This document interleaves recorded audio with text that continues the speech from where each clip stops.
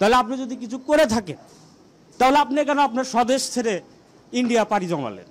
আপনি দাঁড়িয়ে থাকতেন, বাংলার মানুষ দেখতো যে শেখ মুজিবুর রহমানকে যেভাবে গুলি করে মারা হয়েছিল, আমাকেও সেইভাবে মারা হয়েছে, এটা ইতিহাস হয়ে থাকতো। তারপরে যদি এখানে মাঠ করে দেওয়া হতো, তারপরেও মানুষ জানতো যে না, আপনার নীতি ঠিক ছিল।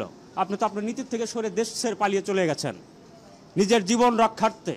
তাহলে এটাই প্রমাণ করে দিয়েছে যে আপনি এদেশের জন্য কিছুই করেন নাই। শেখ হাসিনা হয়তো তার কৃতকর্মের জন্য আজকে তার বাড়ির এই অবস্থা, তা না হলে তো এই অবস্থা হতো না।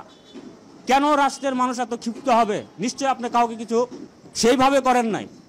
আজকে আপনার বাড়িতে যারা খয়রাতি করে খায়, তারা এসে আপনার বাড়ি থেকে এটা ওটা নিয়ে যাচ্ছে। তাহলে আপনি যাদের কথা বলছেন তাদের জন্যই তো আপনি কিছু করেন নাই। পুনর্বাসন নির্মাণ করছেন, কাদের জন্য করছেন? আজ পুনর্বাসনের লোকজন এসে আপনার বাড়ি নিয়ে যাচ্ছে।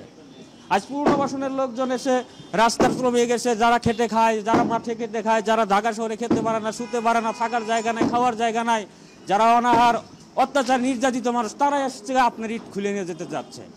ইট তো আর কেউ খুলছে না, সাধারণ মানুষ খুঁজতেছে। তথাপি আপনার বোঝা উচিত আপনি এদের জন্য কিছু করেন নাই। আপনি যা করেছেন হয় নিজের স্বার্থে, নয় অন্যের স্বার্থে। তথাপি এইভাবে বলে আবেগ জড়িয়ে আর এই বাংলাদেশের মানুষকে আপনি কখনোই মোটিফিকেশনে নিয়ে আসতে পারবেন না, কারণ মানুষ বুঝে গেছে। আর এটাই আপনাকে বুঝিয়ে দিয়েছে যে আপনি দেশের জন্য কি করছেন। আর আপনার বাড়ি ভেঙে তারা বুঝিয়ে দিচ্ছে যে স্বৈর শাসকের পতন হয়েছে, আমরা এখন শান্তিতে আছি।